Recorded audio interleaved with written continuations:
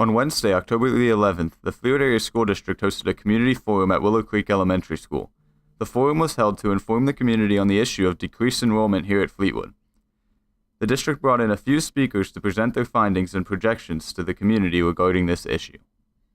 Start by welcoming everyone this evening.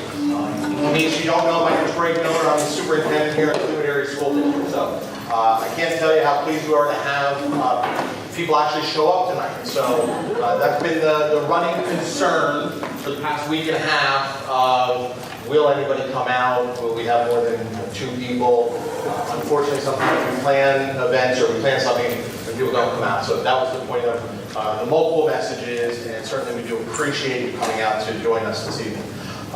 What we are here for this evening is to discuss an enrollment and demographic study. And it actually goes a little bit deeper than enrollment and demographics. There's a lot more to it, and you'll hear that from the specialists in a few minutes. But I want to take just a moment to share how we got to this point. As many of you know, I came in new as new superintendent last July, almost a year and a half ago, when Dr. Eakin left. And one of the things that was required of me as a new superintendent is to basically go through a number of listen and learn meetings. It's basically going out, meeting with all different types of people and community groups and businesses, as well as the stakeholders within the district, and have conversations, even those with the school board members. Through those conversations, one of the questions that kept coming up is the question related to what are we going to do about our enrollment? Our enrollment seems to be declining. Every time I've been asked that question, my response has continuously been, we would need to do a study and take a look at that, because certainly, I am not capable of just looking at a couple numbers, enrollment for a couple of years and saying, ooh, there must be a trend here. Now don't get me wrong, I can extrapolate anything from numbers, but reality is, in order to truly understand, we need to go through an enrollment study. That's where Pell and Thompson Associates comes in, because that's what they do. And we need to bring in the specialists, we need to let them take us through that process to see what do the numbers show, and have them report out. Well, the good news is, after a lengthy amount of work on their end, them being here, working with our administrative team, collecting all kinds of data, they're finally at a point where they're able to come and share that information. The point of tonight's meeting is for them to come out, share that information, but you're at round tables because it's also to start to solicit input from the community.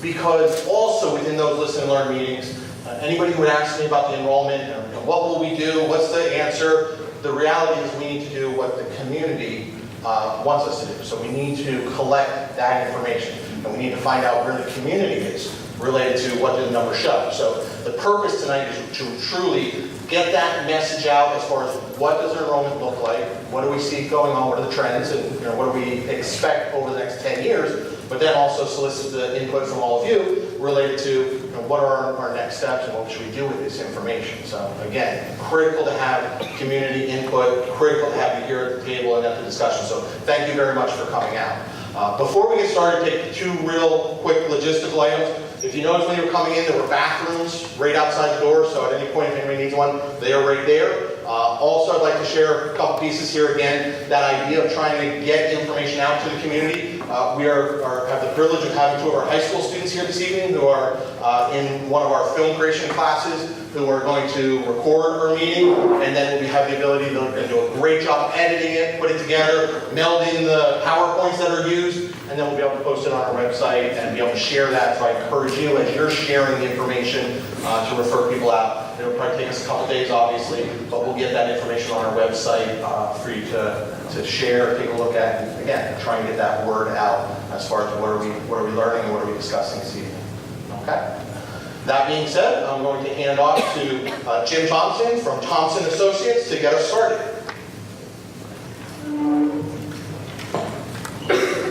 Thank you, and I appreciate the school district putting us into a community that really cares about their schools. I'm always confident when I see a community like Fleetwood that the turnout's going to be great for these, because in my view as a school architect, there's nothing more important than the schools to the health of your community. And You know, you see that on your tax bill when it comes around, is the yeoman's share of your taxes go to support the school district. So this is our opportunity to gain buy-in from the community. I am a Pennsylvania registered architect. I've been doing schools for about 30 years. And tonight I'm joined by the group from the Pennsylvania Economy League. This is Charlie Waters and Jane Thompson.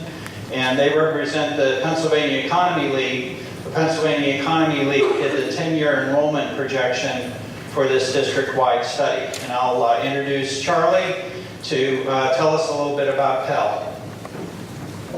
Thank you. Good evening, everyone. I'm hoping that I can get by without this microphone.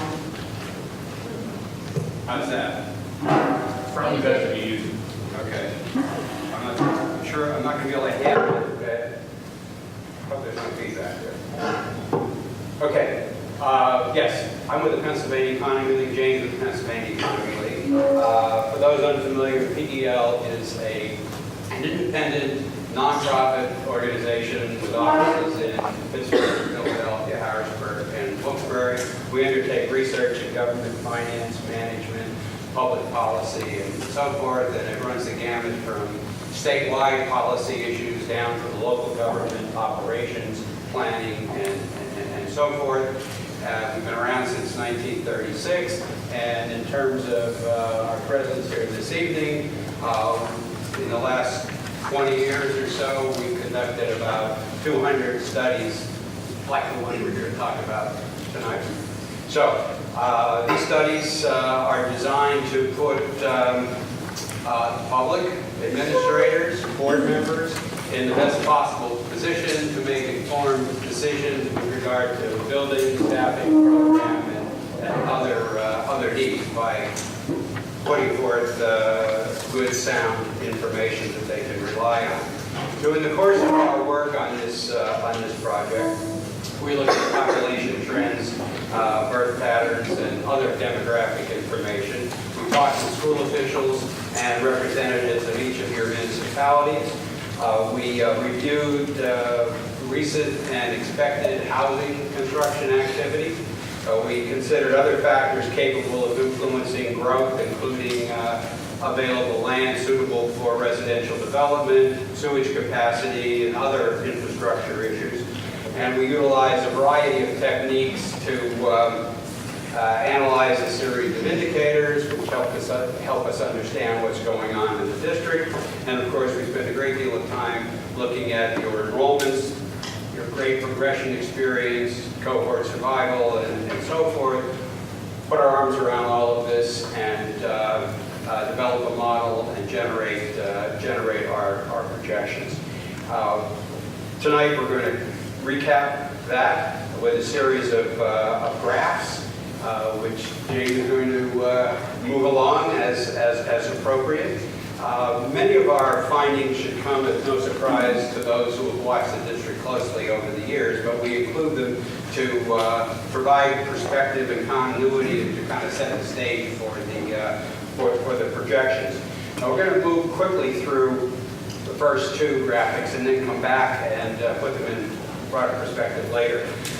Your population rose by a whopping 3,700 people, or 36%, during the 90s.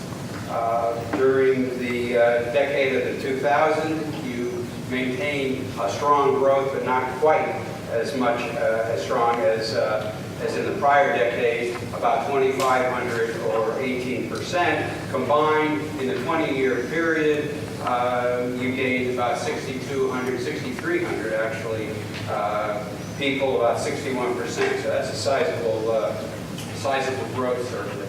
However, the Census Bureau estimates that the growth since 2010 is only 465 people, 2.8%. Reinforcing that is the Berks County Comprehensive Plan update, which suggests that between 2010 and 2020, the increase will be a mere 571 people. Far different from the experience of the 90s and the 2000s. So based on this information, it would appear that the pattern of dramatic growth is behind you. When we look at housing units, we see that you had a rise of about 2,500 units. That's another 60% in the 20-year period that we were talking about. And like the district's population, the growth in housing was much stronger during the 90s than it was during the 2000s.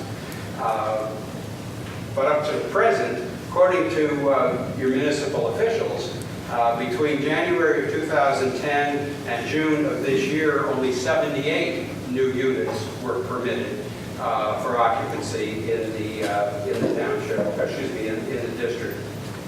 That's an average of 9 units a year, compared with 102 units a year during the 2000s and 145 units a year during the 1990s. As of mid-2018, they've identified only 3 approved subdivisions throughout the district, and those subdivisions combined are only expected to produce 55 new units. So what we're looking at is a growth of 1% during the next 10 years, compared with about 1.2% so far this year, or excuse me, so far in this decade, and double-digit growth, obviously, in the two decades that preceded this one. The next graphic revisits population and housing and kind of ties them to your enrollments. And what it says is that enrollments in Fleetwood area have not necessarily followed directly and immediately from housing and population. In the 1990s, you had substantial growth, as we discussed, in both population and housing, and your enrollment growth, the green bar, outpaced both of them. In the decade of the 2000s, things slowed dramatically, and you had a situation where growth in enrollments lagged noticeably behind the growth in population and housing, unlike in the 1990s. So far in this decade, you had minimal growth in population, minimal growth in housing, and negative situation with regard to your enrollments, down by 8.6%. So the message here is that over the next 10 years, Fleetwood area can expect the influencing factors not to be housing or population, but recent and future births, the in-migration of school-aged children, the impact of non-public education, and so forth. So we take a look at births, which are a very, very important element of the planning process. And I guess one quick look says I don't really get too much out of that, but what it says to us is that we had a steady rise in annual births from 1990 to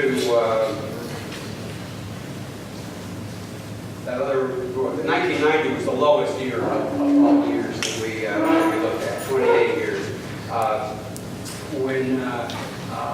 We've had some increases into the decade of the 2000s, when we experienced the highest figure of the 28-year period. We had some decreases, a couple increases. This isn't making much sense, but the point is, in the last several years, you had considerable decline. Your preliminary figure for 2017 is the second lowest figure of the period that we looked at, and you've had the 6 of the 10 lowest birth years of the 28 years that we looked at occurred in the last 10 years. Six of the lowest occurred in the last 10 years, and some of those children, superintendent mentioned your enrollments have been declining. some of these children that are in those low birth years haven't even gotten to the school system yet. Another set of figures that should be of interest is the number of public school children that are generated by each housing unit in the district. It used to be that every house produced 2.1 children. That was 60s or maybe even before. You've had a significant rise from 1990 when each unit on average produced 3.36 children, up to 0.428 in 2000, but then we dropped back in 2010 and dropped way back in 2018. To put this in a little perspective, in 1970, you were producing about 0.75 children per housing unit.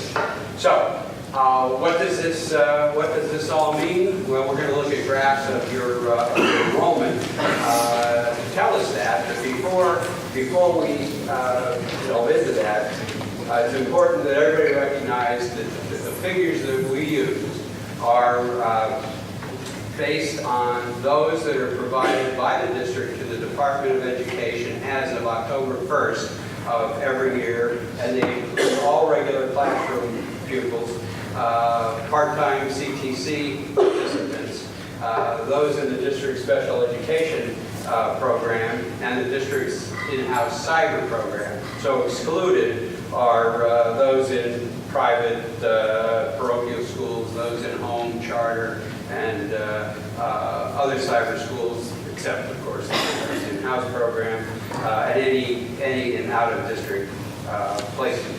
So, the rubber now meets the road with the graphs on enrollments. Very clearly, you're on the decline in terms of total enrollments, dropping from about 2,700 in 2008 to 2,450 in the current school year. That's a drop of about 250 or 9%. We're projecting that the decline will continue and in fact accelerate during the next 5 years, accelerate over the decline of the most recent 5 years, dropping by another 256 or 10.4%. During the second 5-year period, and I should mention that the two 5-year periods are separated for very good reason. The first 5-year period is based on all the things that we looked at, including actual birth figures, which will drive kindergarten entries in that first period.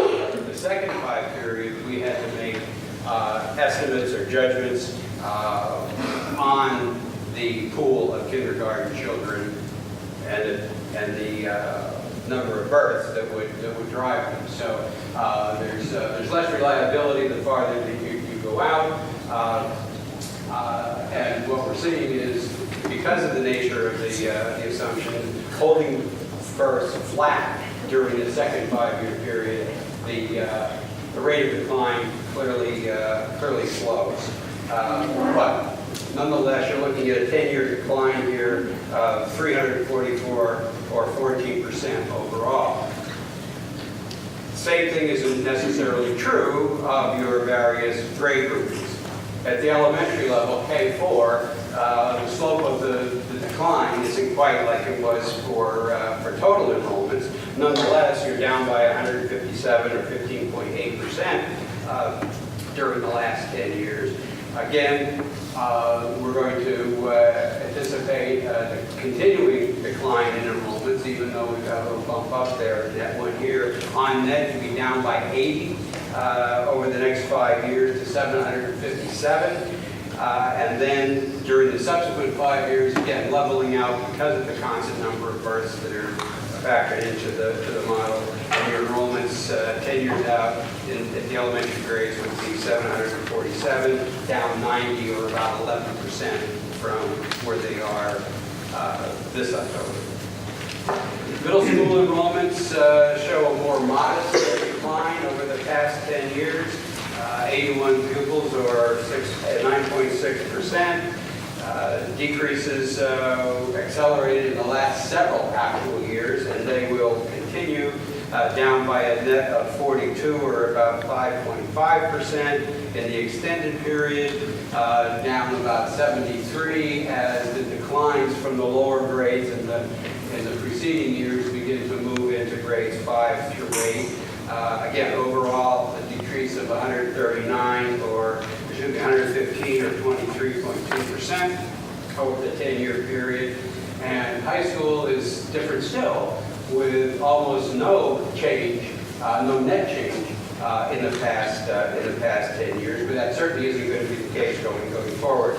The first 5 projected years, a decline of 134 pupils, or 15.6%. The second 5 years, a bit of a respite as a kind of a bubble moves through, so a decline of only 5 pupils during that period. Overall, a drop of 139, or 5.7% over the next 10 years. That's our story. One more comment. It's kind of a preemptive strike, because the first question that we're generally asked is, well, how reliable are these numbers? And to determine that, we monitor all the projections that we made in all the school districts over all the years, and apply the mean absolute percentage error, which is the acid test, the gold standard for judging the accuracy of enrollments, and essentially its comparison of the projection with the actual figure. And those numbers tell us that the accuracy is basically an error of 1% after 1 year, 2% after 2 years, an overall average of 3% for the first 5 years. Literature suggests that you're within 5% after 5 years. You're doing your job. For years 6 through 10, figures rise a little bit, ranging up to 7% on average, and a lot of factors, of course, come into play in the out years. But a more focused reference on accuracy is a study that we did right here in Fleetwood back in the 1999-2000 school year. What we saw in terms of actual enrollments was an error of 0.4% the first year, rising to 1.6% the 5th year. Again, 5% is the guide, so that was well within that. And even after 10 years, we were dealing with an average that was close to the 5% figure. Now, those numbers were clearly extraordinary, but I think that you can, based on our experience, based on the techniques that we use, based on our track record and so forth, I think you will find that these projections are as reasonable and as realistic as possible based on what anyone knows at this time, and that they will serve the district well in its short and long-term planning, just as the prior projections that we did. Thank you.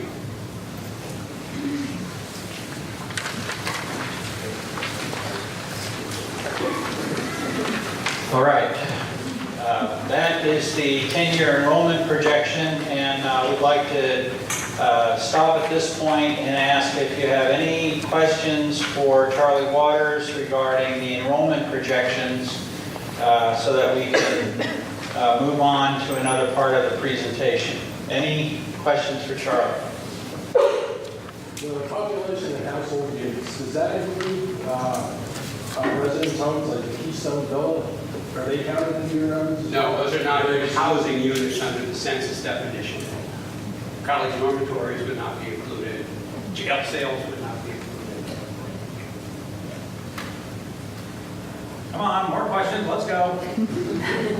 Are these figures, how do I put this? Are what we see here in Fleetwood similar to what's common across Pennsylvania, downward trends? Is this just, are we an outlier? Are we trending with the general population in Pennsylvania? The latter, you're trending with From our experience, we haven't studied all 500 school districts, but Right. we're finding more often than not declining enrollments. That's not to say that every district is declining, because every district is unique in some respect.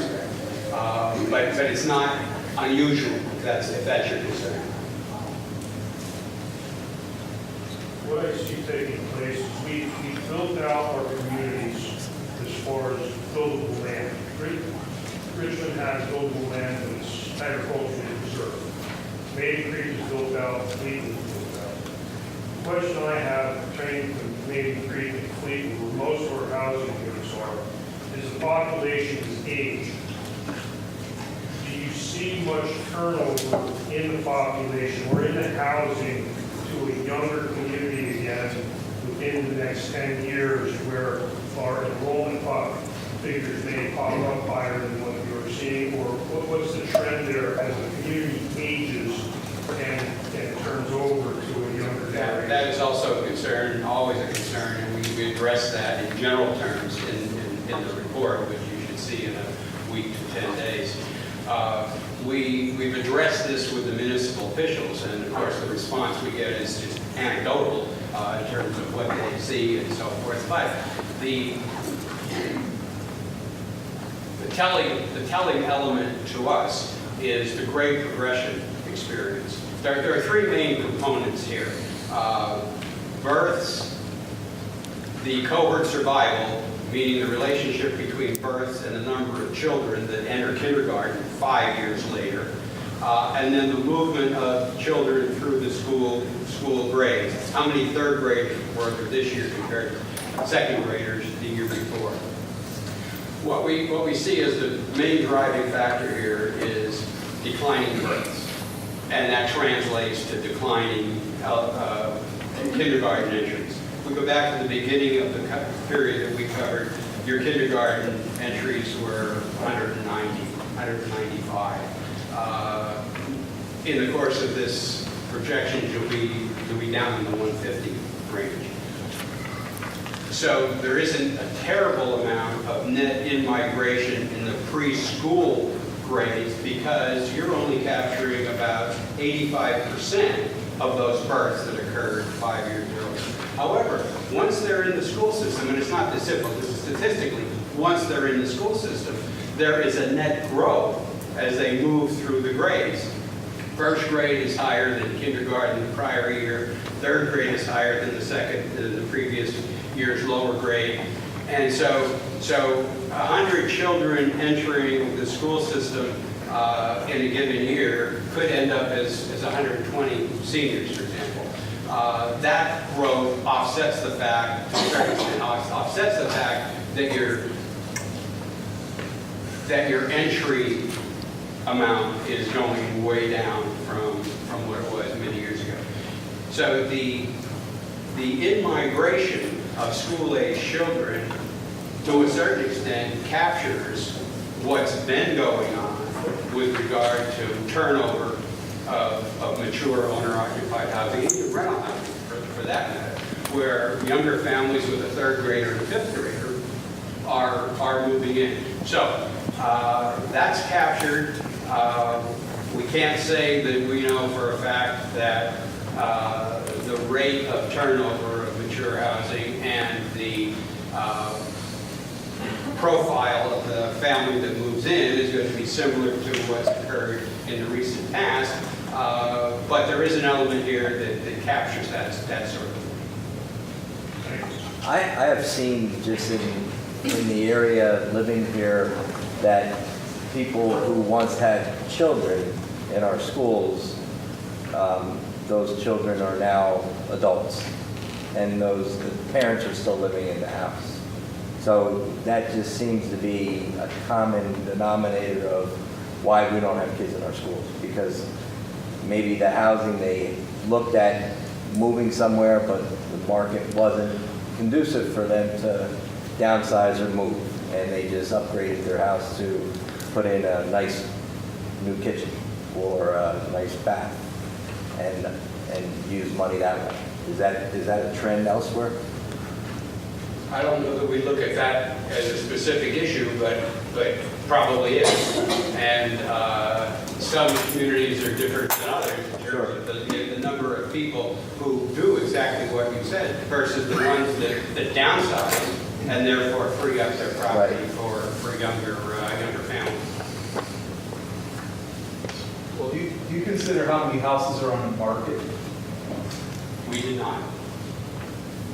I mean, I guess it goes tied with all these things, the housing crisis, right? So if there's stagnancy there, I heard touches on that, but it sounds like is that another level of analysis? Can you describe what you mean by?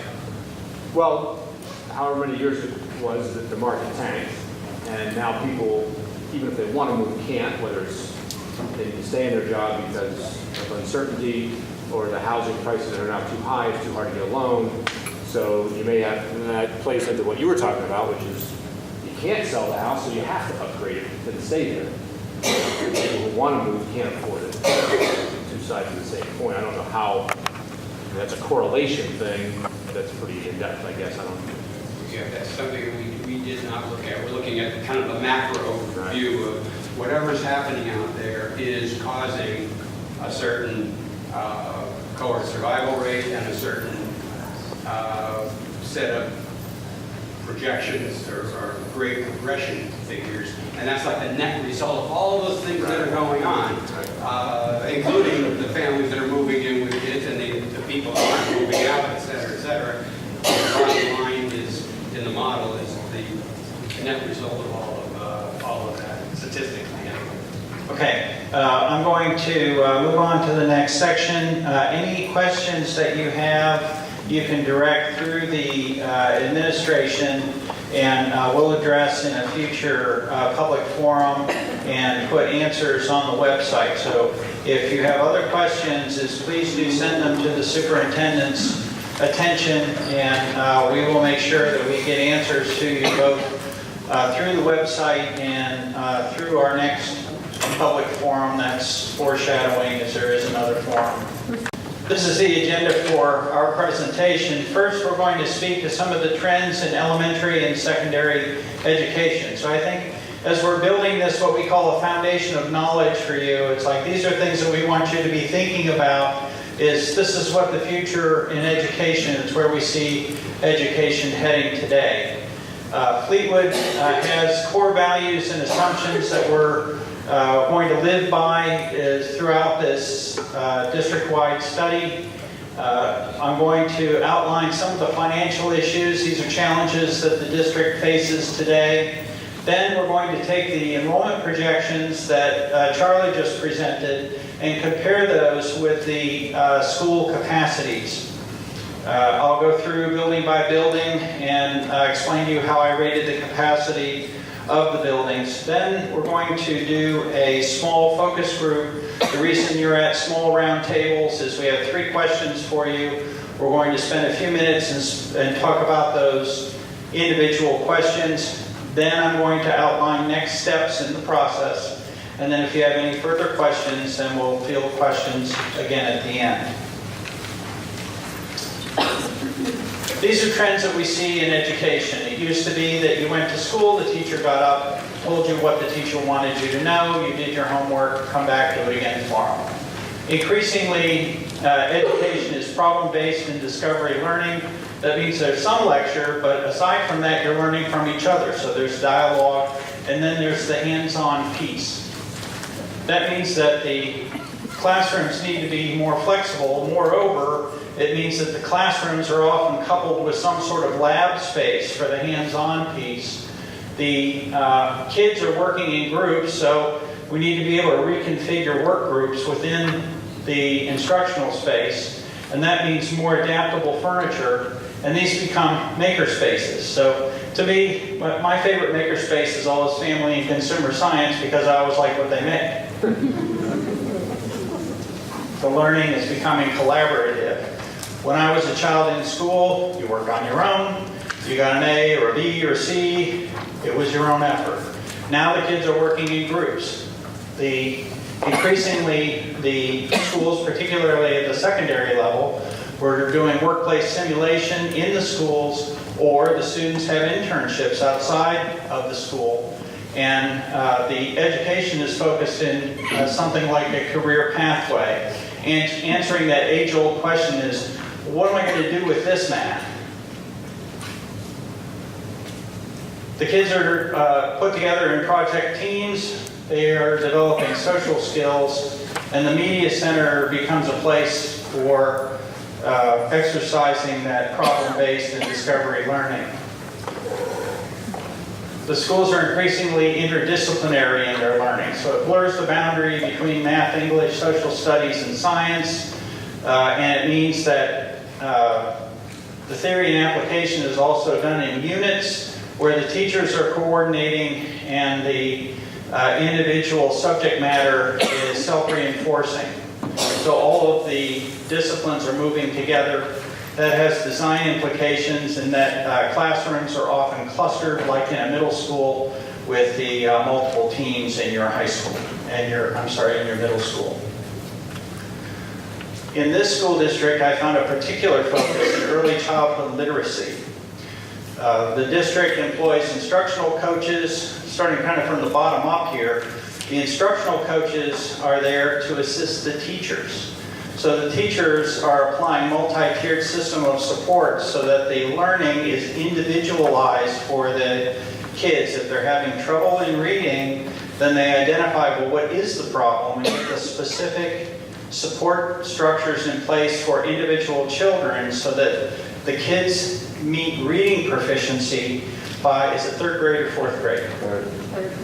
So the theory being that if we have all of the kids at reading proficiency by third grade, well then they're all going to learn from an equal starting point as they progress through the late elementary and secondary grades. Your kids will be competing globally. The world is shrinking, and education today is in many ways about connecting cultures. So there's both net connectivity and distance learning, and many of the schools and school systems have sister programs overseas and sister classrooms overseas, and they connect to a group of students that ultimately they'll be asked to compete with when they leave school and go out into the world. The kids are much more technologically literate than I certainly was when I was in school. We used to think that a wired classroom was the state of the art for technology, and then we added computer laboratories and came to the conclusion that tech in isolation wasn't as good as tech everywhere, and we started putting the computer labs on carts. And that evolved into flexible and expandable infrastructure so that the schools today have Wi-Fi in every room so that the students eventually have one-to-one devices, which is being implemented here at Fleetwood Area School District. And in fact, those devices are getting smaller and smaller. I don't even bother to call my kids unless I text them ahead of time. The trend in education is toward environmental literacy. That means that in their studies, there are connections to life. So schools have aquaponics program, they have project gardens, and I use that there is no such thing as French Creek Camp, but schools and school districts are reaching out to regional environmental learning centers and finding technological ways that the kids can have an ongoing relationship with something like French Creek State Park, or in Harrisburg it's the Falcon Camp that you can tune in online and see what's happening on the Rachel Carson building downtown with a family of peregrine falcons that lives in downtown Harrisburg. The buildings themselves become teaching tools. Our buildings have sensors throughout them. The mechanical systems are censored. There's data galore, temperature data, humidity data. The students that take an interest, the building itself can be used as for science and for mathematics and actual day-to-day problems of well, what happens when it gets cold outside, how does that drive the energy consumption in buildings. Most of our schools now have some forms of outdoor classroom space. For example, in your middle school, you have a nice, similar to the photo here, there's a nice eco pond in the courtyard, and several of the classrooms, including the science classroom, have direct access to that outdoor classroom space. The schools are sustainable. I've done 7 LEED certified. LEED is a program that scores points for schools to demonstrate that the school district is being sustainable, responsible, and using minimum amount of energy in the schools. The kids are the ones who actually drive that process, in my experience, with things like recycling. They compete with their other schools in the district for lowest operating cost in their schools. So the kids actually get excited about that, ecological sustainability and stewardship in their communities. The trend in education is to celebrate diversity. That starts with professional development. It's become very difficult to recruit and engage a diverse faculty because a lot of the urban schools have been doing it for so long that there's great competition now to get the greatest diversity of faculty at the urban schools. So there's having a diverse faculty is a factor. It's not just ethnic, it's ethnic, gender, and socioeconomic.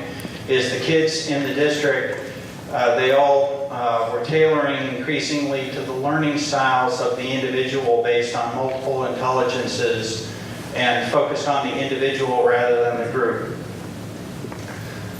We're finding increasing percentages of individualized educational plans or special education services in the schools. I think that's largely due to the focus that parents put on getting their kids the supports they need and increasing amounts of pupil support services.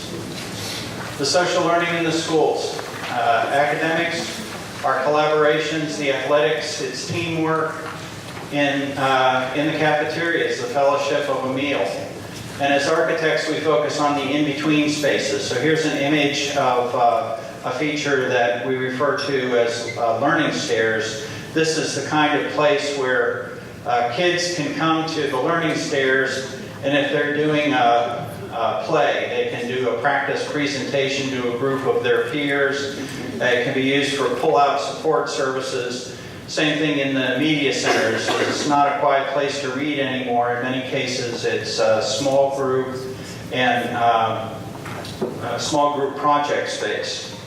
The corridors often have expanded areas with things like whiteboards and smart boards and ceiling-hung projection systems so that the support staff can do pupil support services right in an expanded area of the corridor. Originally, the community use of our school facilities was focused in athletics, so people would go to the basketball game or Friday night football game, go see your kids play soccer. Increasingly, in the small towns in America, the school has become the community center. So everybody knows that they have a meeting that they would look at, maybe the library in the local elementary school.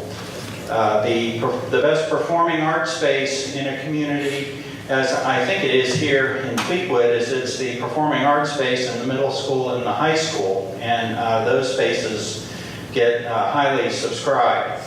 And it's not just the performing arts space like the auditorium and stages. It can also be the family and consumer science to do costume design, or it can be the industrial art space to be doing stagecraft. So keep in mind that trend toward maker spaces, that applies to extracurricular activities as well as to the day-to-day instruction. In a typical school district, only 20 to 30% of the taxpayers have kids in the school district. So it's nice to have these community uses, it gives people in your community an opportunity that don't have kids in the school to come in and see what's going on in our school buildings and where are my tax dollars going. So there's an opportunity for taxpayer buy-in in the community use.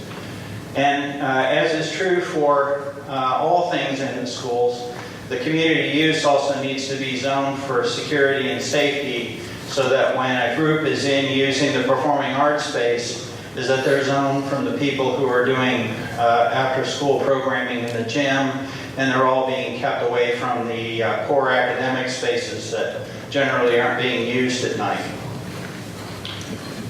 In the 1990s, the Americans with Disabilities Act introduced an element of civil rights for barrier-free design in our buildings, and schools are often a lightning rod for this. We see this as architects in the big school district south of the Mason-Dixon.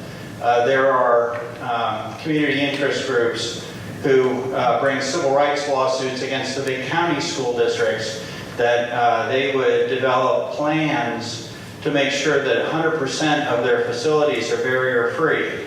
Pennsylvania has been largely immune to this because the school districts tend to be smaller, more fine-grained, but eventually what drives these barrier-free design projects is alterations in your existing schools. Is the more work that you do on the buildings, the building codes enhanced the requirements.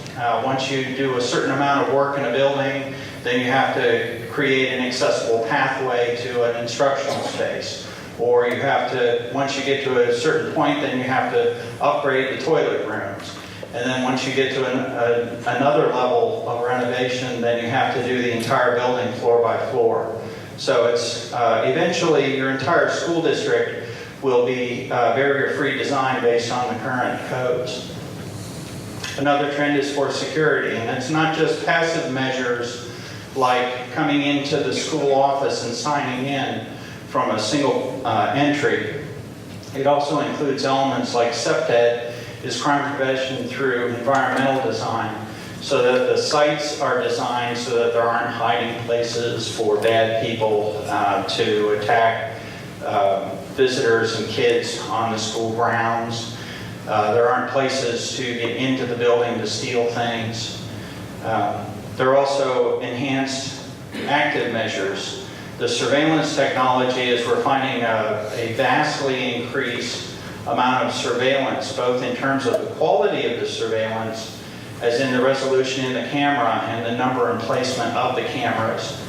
Plus, with the advent of inexpensive storage, that surveillance technology has a very long life, so now it's possible to store for extreme length of time the data from days and weeks of activity on the site. So it's possible to investigate criminal activity back days and weeks in the past. Our schools increasingly have emergency signal systems and sophisticated lockdown technology like electronic latching. And in many cases, the school districts have cooperative agreements with law enforcement agencies to provide resource officers within the schools that are actually active in the schools day in and day out. Our schools are increasingly used for year-round use. Different states have implemented this on different levels. St. Louis has been doing a form of year-round school use. That means that the scheduling of the building has to be more flexible than it's not just the regular school year and then off all summer. In a building like this, there's a lot of use in this building during the summer. What we typically do as architects is we'll air condition the administration space and maybe the library, because those are the spaces that get used during the summer. Now, with remediation work, so if kids don't graduate, is there are programs that help the kids to complete their graduation requirements in the summer. But increasingly the trend is to preview curriculum. So for kids at risk, then school districts are doing curriculum preview programs during the summer so that kids that might have trouble with curriculum pieces in the fall will have seen the material once and that they're more participatory and more successful when they begin in the fall term. The enrichment programs, the colleges have been doing this for years. This is a big revenue driver. In fact, most of the small colleges and universities in the area have a line item for revenue for summer programs, whether it's computer camps or basketball camps. And granted, the colleges have residence halls, so it can be, send your child to basketball camp for the week, but it's a revenue generator. This is a nightmare for the maintenance staff because your maintenance people count on these buildings being vacant to do all of the things they need to take care of the buildings. So that's introduces another little headache for your maintenance staff. Dr. Gardner at Harvard developed the concept of teaching for multiple intelligences, and we know this is a layer of complexity for teachers to understand today. And it's one of the reasons that we do things like instructional coaches is our children do not all learn the same way. So you can't just lecture at them and expect all children to learn equally. Is some children learn better, and I would point to something like your cinema program at the high school, the kids are actually in production work. We have two of them here, Sam and Connor, here this evening. And that's a little bit different learning style. We didn't have a movie program at my high school. Your music program here in the school district is super well developed, and one of the greatest tools for teachers and students alike is this interpersonal learning, is opportunities for kids to be doing group work and actually teaching other students areas of learning among students, and older students mentoring younger students. So it's once you get your learning to the point where you can teach another person, that's a different level of learning. All right, so core values and assumptions as part of our planning. First, the planning decisions in the district, we've been asked to look at, well, let's plan based on what's best for all students. Let's not create a group of exceptional students. Overall let's plan based on what's best for all students. Foster educational excellence. Adhere to historic classroom size practices. And I'll show you the undersized practices, some of the historic classroom sizes here in Fleetwood. Maintain the quality of special education and pupil support services. So a lot of times you'll see one of two things. One will be, you'll see in the paper, well, the budget was cut, so instead of having 25 kids in the classroom, we're going to go to 30. That is not going to be an outcome in this study. One of the mandates was keep the classroom size down. Mandate number 2 is the quality of special ed and pupil support services cannot suffer. So where you have pupil support services in a school, you will not see in the future special education programming done in a room that used to be a storage room. That's also a common strategy when schools get overcrowded. That will not be the case here. Include community participation in the planning process. You are the first step in that. This is a community participation process so that we're starting from the ground up, and you'll have a voice throughout the planning process. And make informed decisions. Well, who makes decisions? It's the school board. So the school board needs to hear your voice, and as we go along here, as you retain your voice, the school board will retain ultimate decision-making control at the end of the process.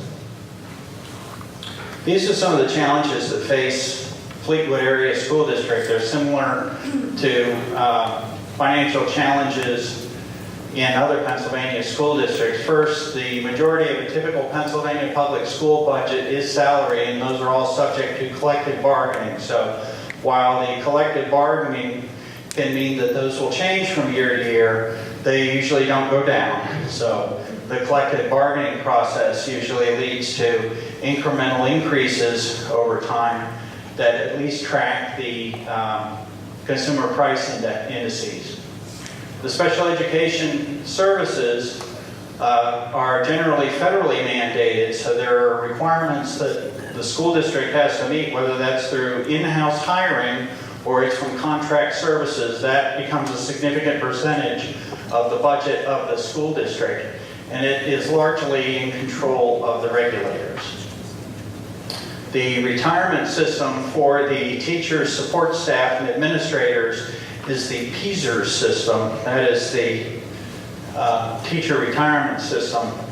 Those contributions have been rising over the past several years, and they are earmarked to continue to rise for the foreseeable future. Similarly, all of you who have medical insurance know that the medical insurance costs, not just the medical costs, but the insurance costs are rising more rapidly than the inflation.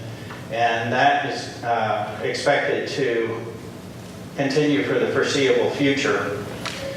You'll see a list on here, building by building tonight, of pending capital building improvement projects that we just want to get out on the table. That some of the buildings have some needs, and the school district is doing some capital borrowing to cover those building improvement needs.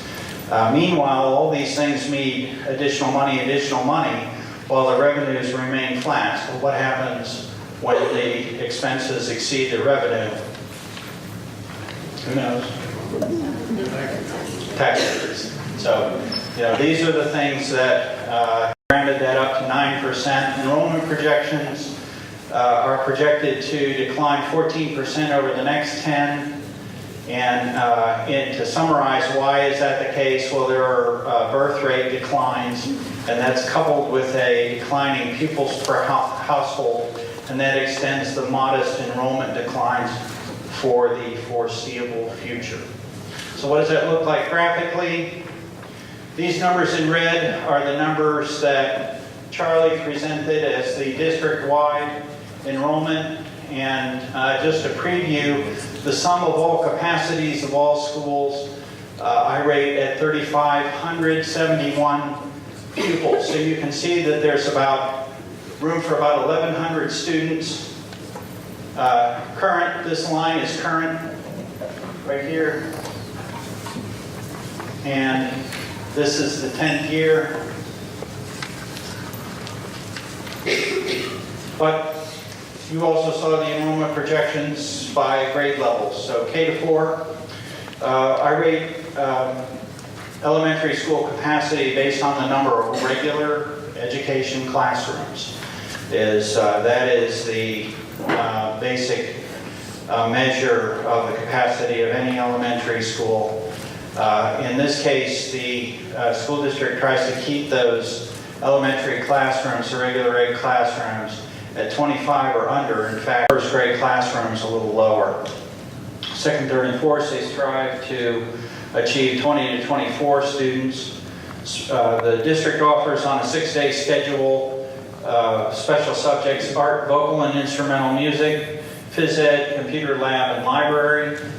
These do not count towards school capacity. When the children are cycling through these special subjects, that's the teacher planning time in the schools. Special education and pupil support services also, those do not count towards school capacity. Most of those services are pull-out type services. There are very few children in the district who are actually assigned to a special education space as a home room. And as I said before, we strive to maintain current levels of special education and pupil support. These are your 3 active elementary schools. The district vacated the Fleetwood Elementary School. I'll come back and talk about the Fleetwood building a little bit at the end. But Willow Creek, we rated the capacity at 800 students, 800 kids at Willow Creek. Today there are 500 children here in this building, so it's about 63% of capacity. We could fit about another 300 kids in here. It'd be nice and snug, but they could be placed here in this building. Even at 800 students, there are still 7 full-size classroom and 4 or 5 seminar-sized spaces that are dedicated to special education and pupil support services. Those 7 are not included in that 800 capacity. Andrew Mayer, we rate the capacity at 375. Of that, there's a current enrollment of 202. That's 54% of capacity.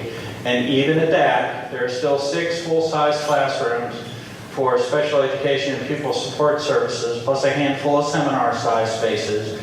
So again, we're dedicating a significant amount of space to special education and pupil support services. And whatever it is that we recommend here going forward, that will be preserved. At Richmond, we rate the capacity of Richmond at 250 students. There's current enrollment 135, with 4 full-size classrooms for special education and pupil support. So take the whole thing, total. All 3 of these buildings, capacity 837. Total of all 3 capacities, 1425. So in the aggregate, you're about 59% of capacity. There's really room for several hundred, 588 additional students. That last slide was current this year, right now. This is looking over the next 10 years. So we know that the K-4 enrollment is going to stay pretty level over the next 3 years, and then decline over the following 6 years to 730 students. So there's going to be even more excess capacity, 9 years from now, based on our projections. Then the projection levels off in years 9 and 10. And as Charlie said, the K-4 enrollment is very sensitive to the live birth data. So as we go forward, in fact, Jane was pulling the birth data in the last couple of months. A year will come out, I think it was 2017 came out. So, we were able to fine-tune the numbers based on yet one more year of live birth data. So it helps us to project farther into the future every time we get another sample of birth data in the school district to see, are our assumptions correct? Is our projection accurate? And when we assume certain birth rates, is that in fact what happens? If we were designing an elementary project today, so I'm a school architect, you knew that. If we were designing an elementary school today for funding in this state, the state will permit you to find ways to better utilize some of that excess capacity in the schools. A little bit about conditions in the school. This building's in excellent condition. The next 2 to 5 years, the district projects a $500,000 investment in this building. One of the items is to upgrade the lighting. I know the building is new and feels new, but lighting technology moves on. And LED lighting will reduce the operating cost in this building, has a very short payback. And the district is planning a lighting upgrade for this building. There's some water that's leaking. I believe it's in the masonry panels in the building. And they'll be resealing, recaulking parts of the building to eliminate some water infiltration. Mr. Thompson continued his presentation speaking about Andrew Mayer Elementary School. The school is in good condition and has a few things to work on. He then followed with Richmond Elementary School. He said the school is in fair condition and had a few upgrades needed. Following that, he spoke about the school capacity of our middle school for grades 5 through 8. He then talked about the enrollment versus school capacity for our middle school. And finally, the design capacity. He then displayed a chart describing the 5th to 8th grade projection enrollment versus capacity. He then moved on to the high school, grades 9 through 12, and its school capacity. Similar to the middle school, he projected the enrollment versus school capacity and the design capacity. He provided a similar chart to the middle school here with the 9th to 12th grade projected enrollment versus capacity over the next 10 years. Mr. Thompson commented on grades 9 through 12 and the high school school condition and major needs. He continued with the community pre-K, school condition and major needs, formerly Fleetwood Elementary. The Fleetwood Educational Center is in fair condition and has a few upgrades needed.